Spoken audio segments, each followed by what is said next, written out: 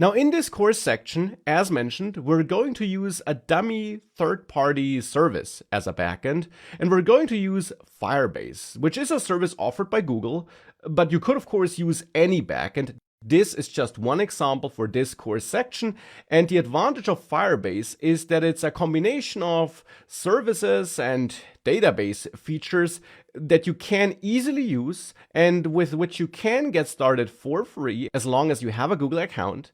And we can use this Firebase service to practice sending requests from Flutter to such a backend. That's why we're going to use it, and we can get started with it by simply searching for Firebase and visiting its website.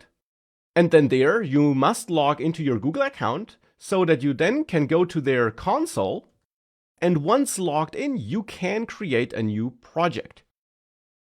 Now you can give this project any name of your choice, and then click Continue. You don't need to enable Google Analytics.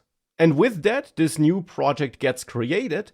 And I want to mention right away that Firebase actually offers many services, which we're not going to use here, which could be useful for your projects. But we're not going to use them here. But instead, we're just going to use it as a dummy backend because Firebase, thankfully, makes it quite easy and straightforward to send requests to it, and to store data in a database by sending certain kinds of requests to Firebase.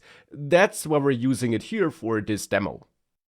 So with the new project created, you can then go to Build here on the left, and there to Real-Time Database. And that's the service we're going to use here. So it is a service that allows us to send HTTP requests that are formatted in a certain way to certain URLs to store data in this Firebase managed database.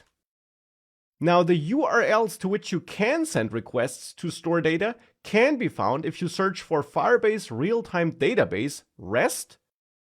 And this will lead you to the official documentation of the so-called REST API, which is a documentation of the URLs you can send requests to and how these requests should be configured to, for example, get data, store data, and so on. Now, we'll see all of that in action. I'm just showing this here so that you know where all this knowledge is coming from and how you could dive deeper. Here, we just need to create such a real-time database, and the region here does not matter.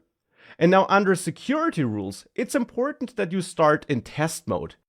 This will ensure that we are able to send data and get data from this API without any issues. If you were using this for a real app, you would want to start in logged mode, and you would also want to learn more about authenticating requests, but here we'll start in test mode. So with that, we get the backend set up, and we can now come back to our Flutter app to send requests to that backend from there. And here I'm again going to use this shopping list app from the previous course section, but of course sending requests with HTTP to a backend could be done from inside any Flutter app.